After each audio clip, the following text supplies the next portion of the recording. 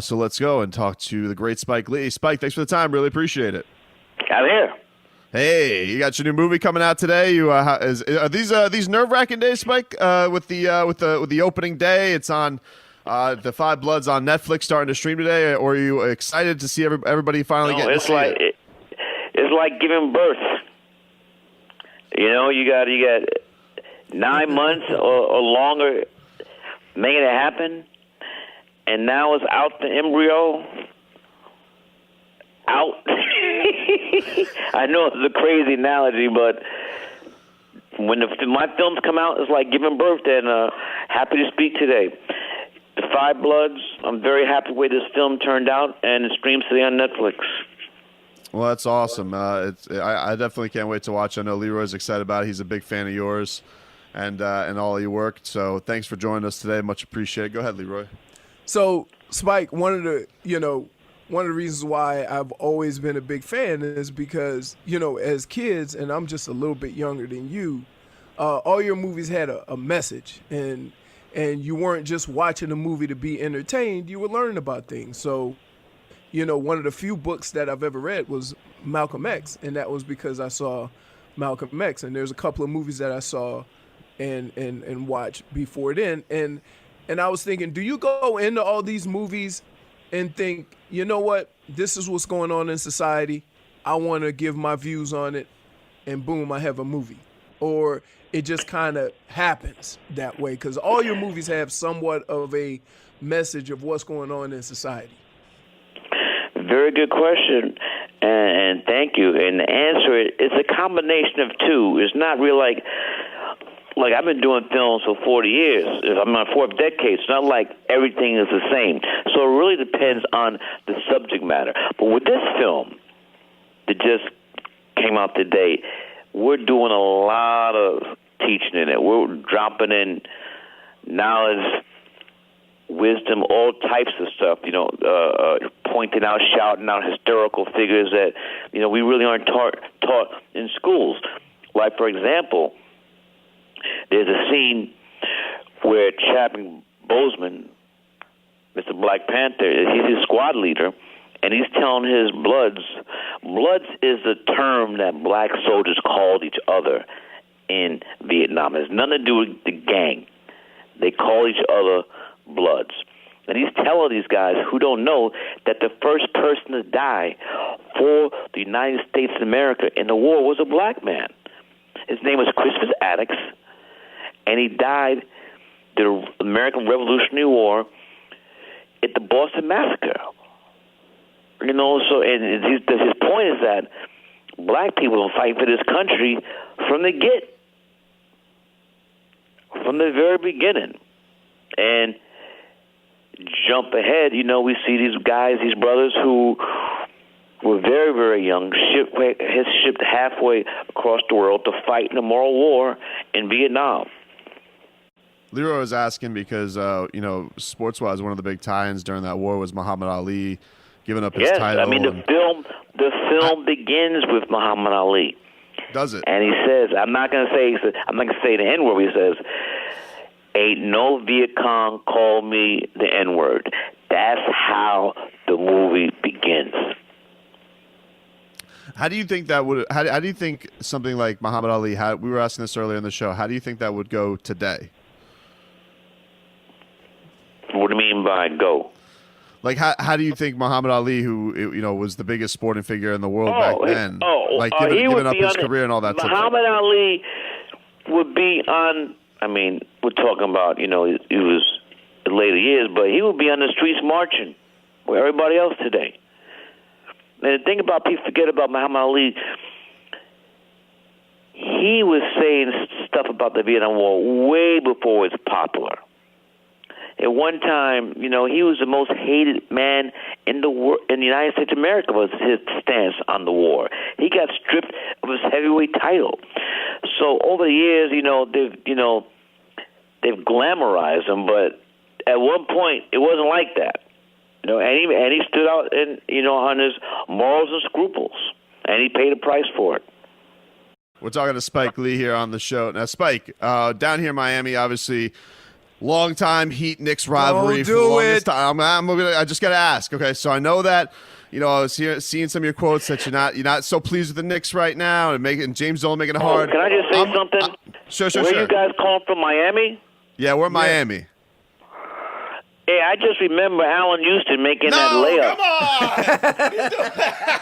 on! Hey, Why you got to bring Spike, that answers the question right there. Where the station is, I knew it had to drop that. I was going to extend the olive branch. I was like, hey, do you want to? I was asking if you wanted to jump on board. Now that maybe put the Knicks behind. Maybe Pat Riley's going to go out there, get another Orca. Why don't you jump onto Heat Nation for a little bit, Spike? Can't do it. But that was a great rivalry. It was a great rivalry. Are you cool with Pat Riley? Do you like him? What is your feeling of Riles with leaving the Knicks and whatnot? Like, no, me and Pat Riley were born on the same day. We're mad cool. We give each other's love every time we see each other. And most recently was at the memorial for Kobe in L.A. at the Staples Center. So I have no number of love for Pat Riley, and it's mutual. Go ahead, So Spike, little 6 degrees of separation.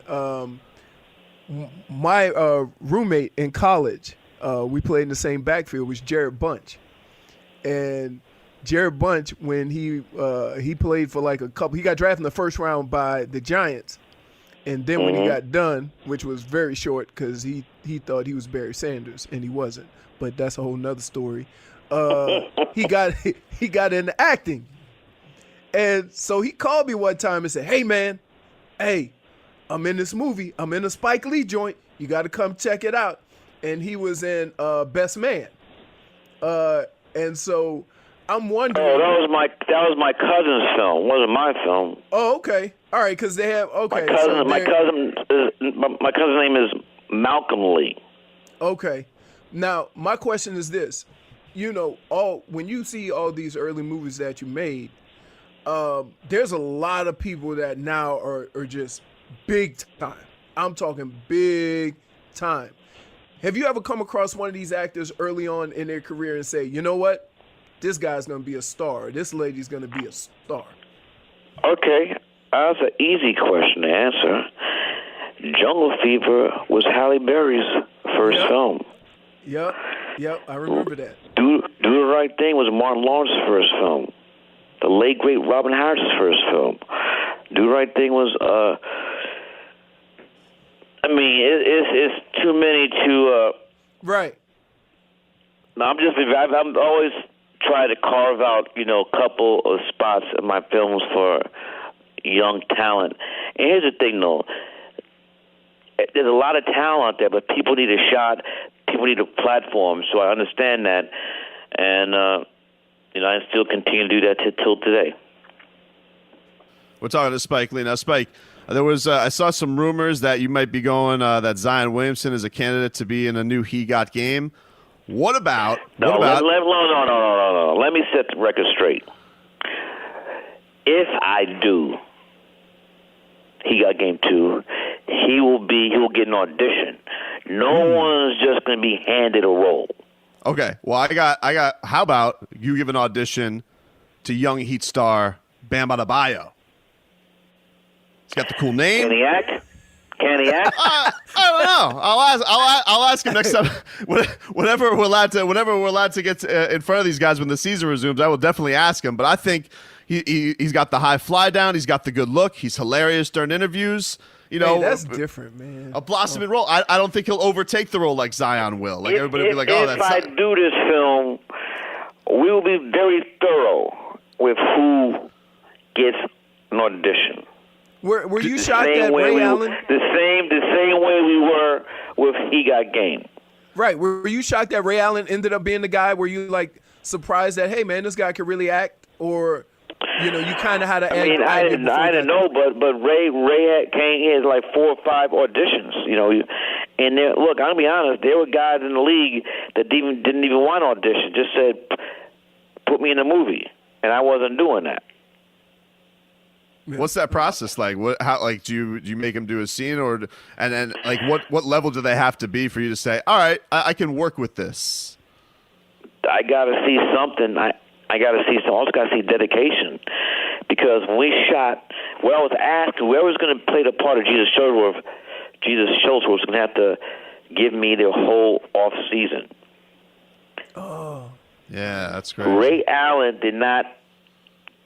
The day we finished shooting, he went to camp the next day. So his entire off season was spent in rehearsal and shooting the film, and not that many players were able to make that. Didn't want to make that commitment. Spike, any final words you want to say about The Five Bloods, which is streaming on Netflix starting today? Just the new Spike Lee joint. Check it out. What else you doing? We appreciate the We're in a time. pandemic. Offer still on the table if you want to join Heat Nation, Spike. If you want to, leave the Knicks behind and you want to join the Heat fan, I'll allow it. I'm extending the olive branch, just so you know. Open right, invitation. Man. Well, that ain't gonna happen, but thank you. Take care. Be safe. All right, see you later. That's Spike Lee. I think he's going to join. I think he's going to join. Crazy. You are absolutely crazy. I tell you what, though, when I'm like, this is a Spike Lee movie and it's big time, because I remember one of the songs from one of his movies was sang by Stevie Wonder, who was big time at the time, and I'm like, here we go. But yeah, he's done music videos. He's done you remember, I don't know if you guys remember in 2000 the original Kings of Comedy. He's done stuff like that. I mean, he's all over the place, and he's been doing it for like 40 years. I really thought about dumping him when he dropped that Allen Houston line. I really thought about dumping him. Just dumping him. I figured it would come out, though. I kind of figured he was going to go one of two ways. I figured he was either going to join Heat Nation or he was going to go with the Allen Houston shot. Right. It's kind of like when you see the Undertaker starting going for the choke slam, Robbie. You just know it's coming. And then he kind of threw it. He kind of put it on you. It was your fault. Oh, I'm glad you brought that up. Remember he was at the game.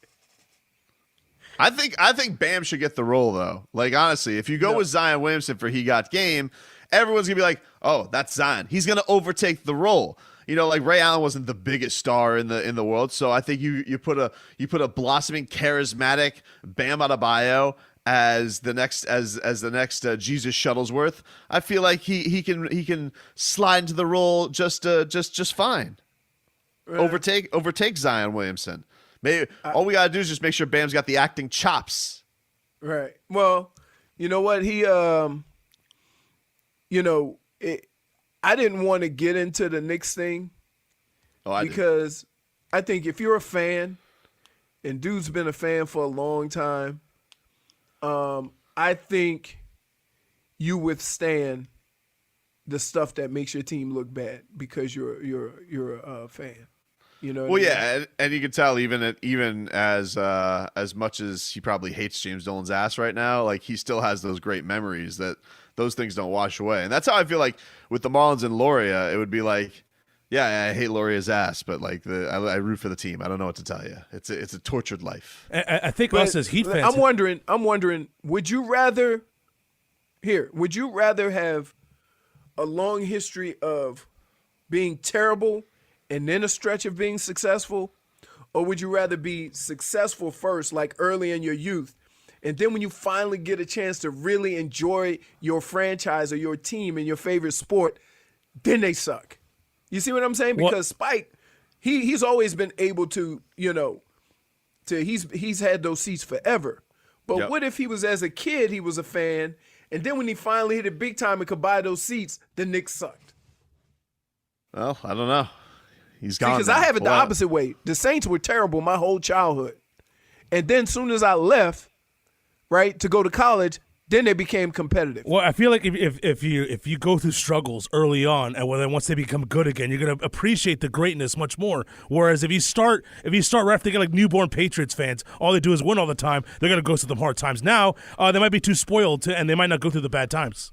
I don't know, man, because when we talk just like all the Miami fans who weren't alive when they were winning those championships, they still throw up 5 championships in your face. Yeah. Right? Well, that Dolphins championship, like whenever that happens, if it happens, that's going to be crazy. It's the city will shut down. Yeah, that's going to be nuts.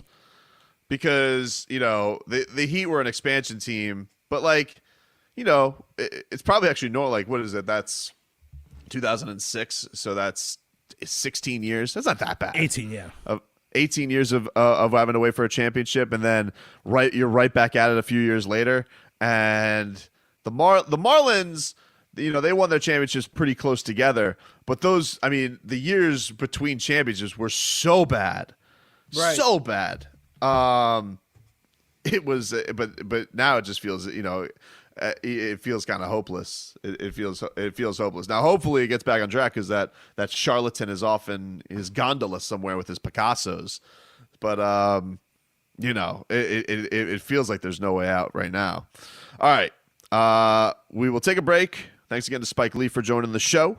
Robbie's Magnificent Seven's coming up a little bit later today. But some new news coming out yesterday in regards to the NBA return. I got an idea. I'm pretty sure Leroy's going to hit it. Friday idea that Leroy's going to hate.